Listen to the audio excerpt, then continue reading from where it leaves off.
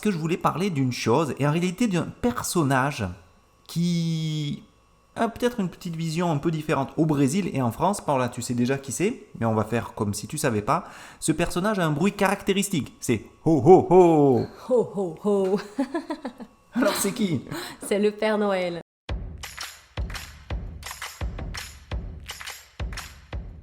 Podcast 100% français authentique, un podcast pensé spécialement pour les étudiants de français qui veulent avoir un contact avec du vrai français, fait par un français, Éric Langon, c'est moi, professeur de français au Brésil. L'idée, c'est de vous parler 100% en français et de vous présenter ou de vous expliquer un fait d'actualité en français, une curiosité en français ou une chose qui me tient à cœur en français. C'est parti!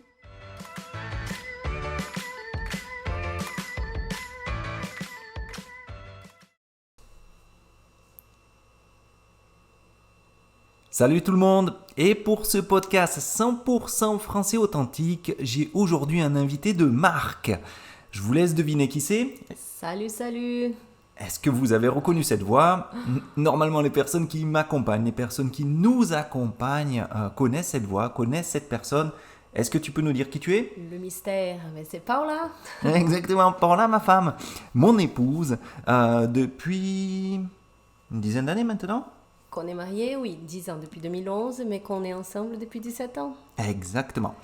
Bon, l'idée aujourd'hui, c'est de pas vraiment de vous parler de notre couple. Non, j'ai demandé à Paula de venir participer à ce podcast avec moi parce que je voulais parler d'une chose et en réalité d'un personnage qui a peut-être une petite vision un peu différente au Brésil et en France. Paula, tu sais déjà qui c'est, mais on va faire comme si tu savais pas.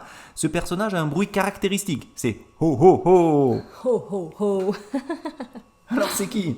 c'est le Père Noël. Le Père Noël, exactement. Alors, en réalité, on va pas vraiment parler du Père Noël, on va parler surtout des fêtes de Noël et des différences entre la France et le Brésil. Parce que moi, ça fait maintenant quelques années que j'habite au Brésil, 13 ans. 13 ans déjà. Par là, tu as passé combien de temps en France? 10 ans. 10 ans en France.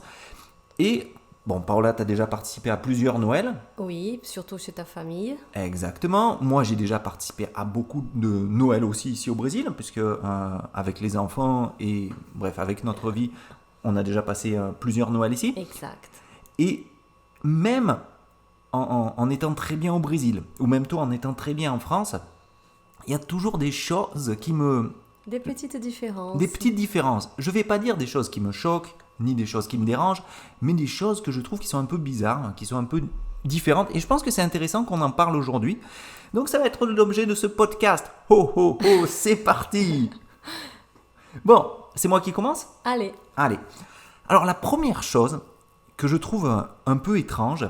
Ah, non, avant de commencer, peut-être une chose qui est encore plus importante. L'objectif de ce podcast, c'est de ne pas faire une généralité. Attention, on va parler de nos expériences personnelles, c'est-à-dire le Noël dans la famille d'Éric, le Noël dans la famille de Paul. Je ne veux pas généraliser. Je ne vais pas dire que tous les Noëls en France ressemblent au Noël de la famille d'Éric. Je ne vais pas dire non plus que tous les Noëls brésiliens ressemblent à la famille de Paola, parce qu'évidemment, chaque famille a ses traditions, a sa manière de faire, a sa manière C'est d'avancer. Je pense que c'est important qu'on le dise. oui. Faut pas généraliser, c'est ça. Exactement. Donc attention, ce podcast, il ne sera évidemment pas exhaustif, mais on va essayer d'avancer et de vous expliquer un maximum de choses et de différences culturelles qui, je pense, sont quand même un peu différentes. Bon, première chose que je trouve un peu bizarre à Noël au Brésil, c'est l'horaire du dîner, surtout le 24 au soir. C'est vrai qu'on mange tard. Le 24 au soir, le rendez-vous, normalement, il est pris tard. Et mais c'est tard, c'est peu dire, parce que c'est infernal. Par exemple, chez ta mère, c'est super, super tard. On mange, on est mort. On est mort de faim. On attend... Ouais, c'est vrai que chez ma mère, bon, il y a un apéro.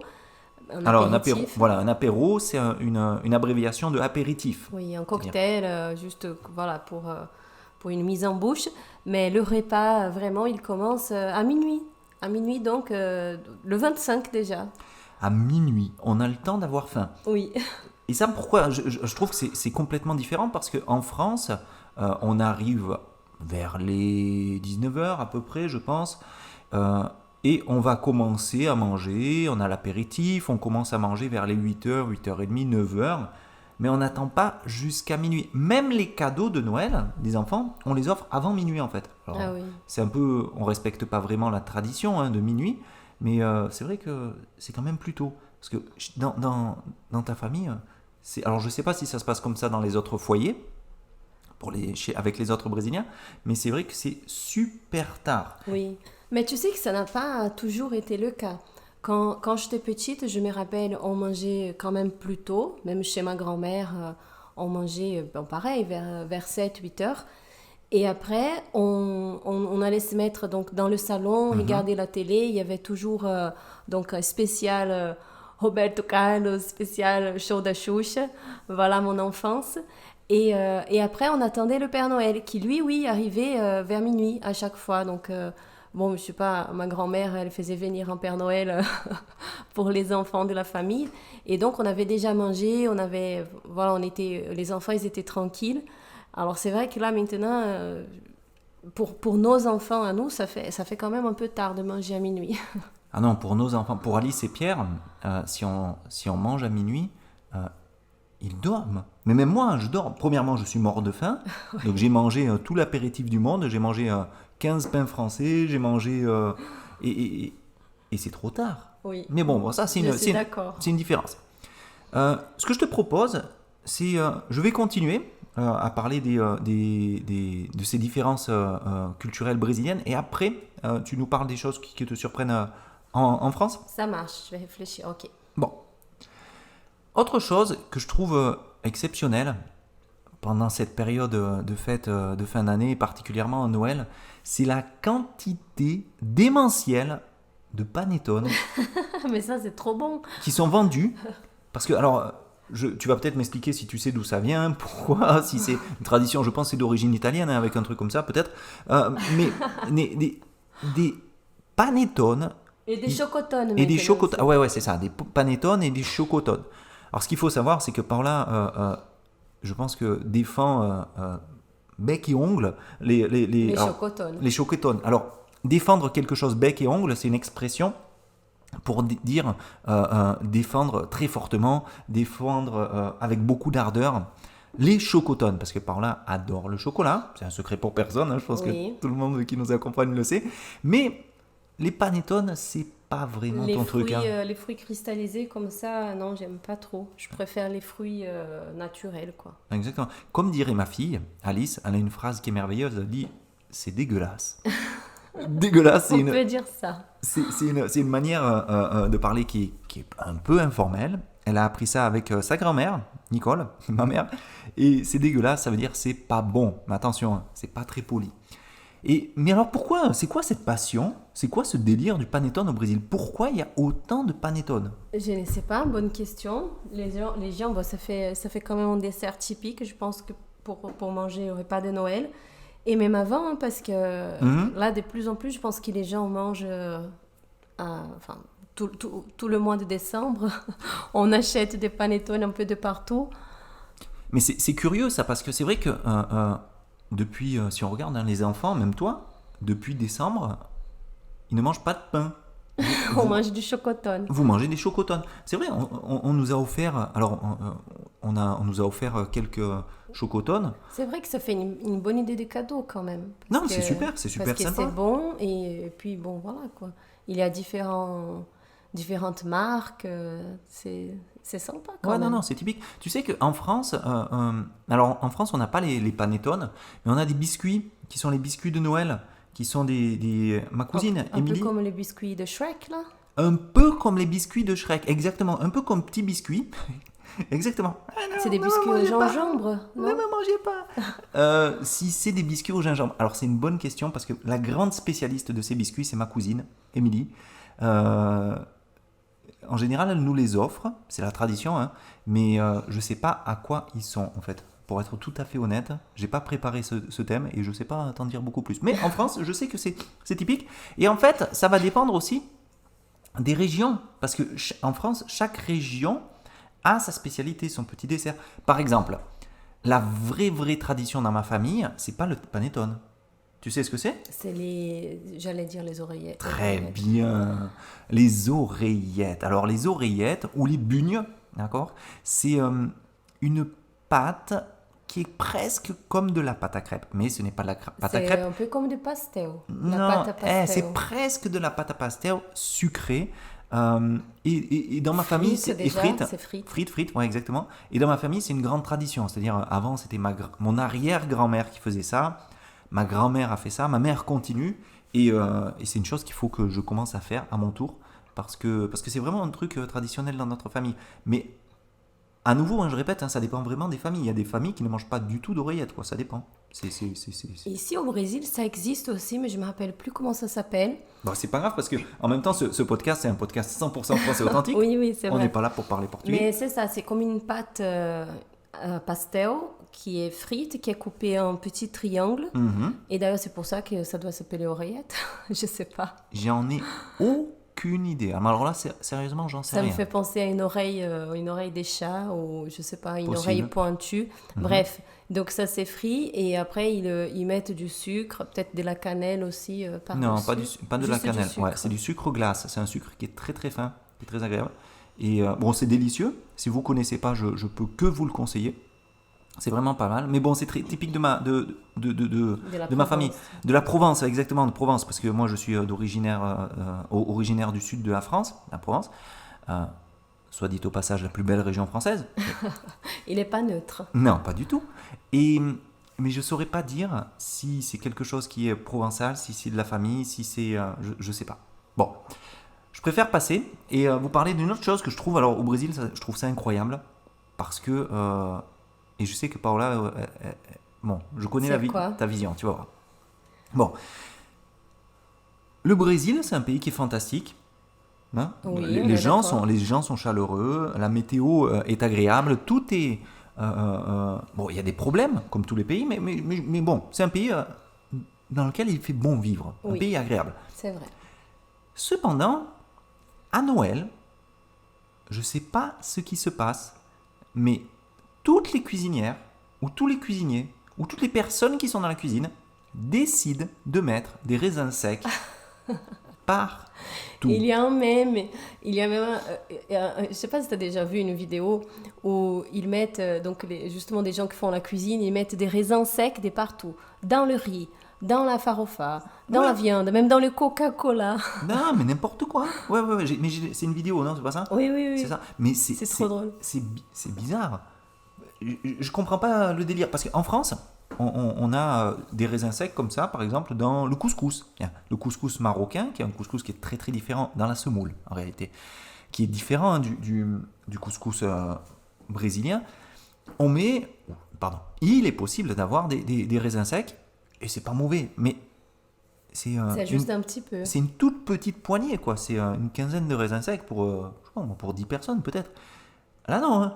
Là, c'est une invasion. On dirait que pendant un an, les personnes ne consomment pas de raisins secs Pour consommer à Noël. pour consommer à Noël. Et là, c'est la fête. Tout le monde les met et C'est vrai. c'est Même parti. dans quoi. la mayonnaise. Oui, non, il y en a de partout. Dans la mayonnaise.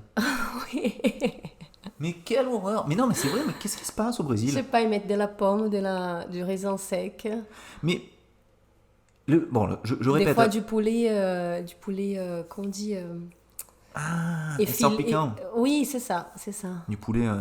Mais alors ça, c'est une chose qui est très curieuse, hein, parce que les Brésiliens, il y a un mème aussi qui dit que le Brésilien ne domine pas le monde parce qu'il ne veut pas.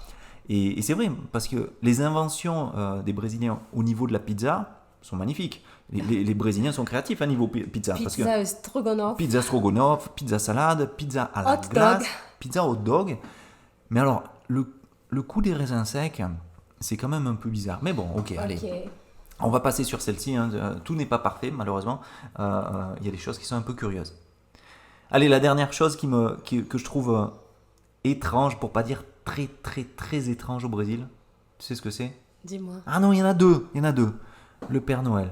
Je comprends pas pourquoi le Père Noël brésilien, ou à la brésilienne, est habillé comme s'il était en France ou en Norvège. Le pauvre Il gars a chaud. qui est en bonnet, en manteau, en pantalon, avec des bottes, des rennes, Et pourquoi il n'a pas de short? Pourquoi c'est pas adapté? C'est C'est n'importe vrai, quoi. oui, c'est vrai. Oui, ils auraient pu adapter l'image du Père Noël un peu plus Brésilien, tropicale. tropical. Non, mais parce que quand tu regardes le Père Noël à Hawaï, il est en short, il fait du surf.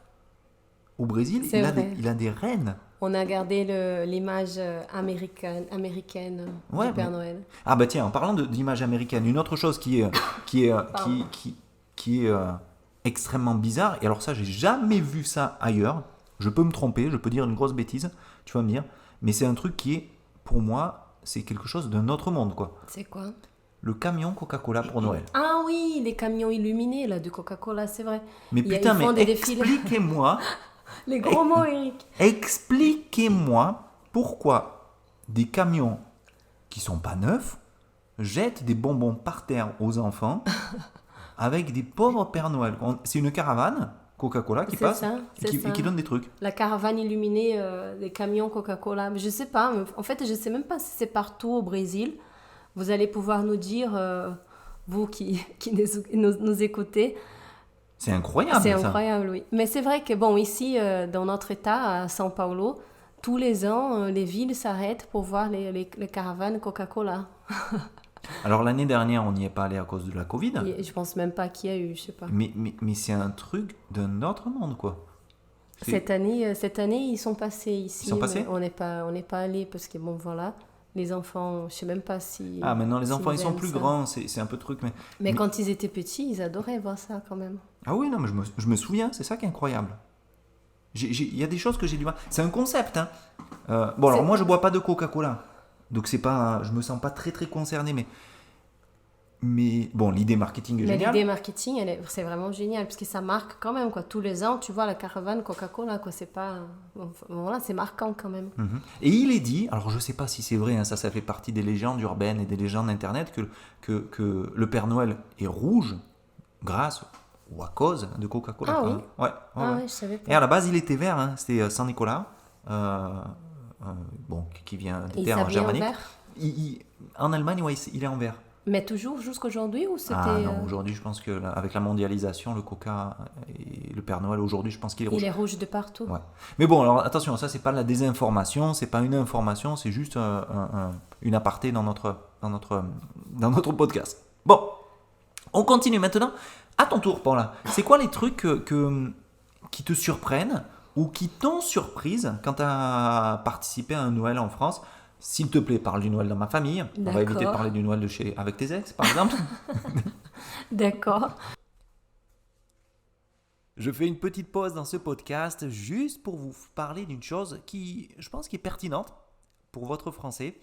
Parce que si vous écoutez ce podcast, c'est que vous avez un bon niveau intermédiaire ou un niveau avancé en français, ou que vous étudiez le français, que vous avez envie de progresser. Et une manière de progresser de manière intelligente, une manière d'avancer dans son français, une manière de sortir de sa zone de confort ou de sortir de l'intermédiaire, c'est d'entamer un cours, d'accord, et d'avancer avec son français. Et le cours que je peux vous conseiller, c'est un cours que je connais très bien parce que c'est moi qui l'ai élaboré, c'est le programme perfectionnement.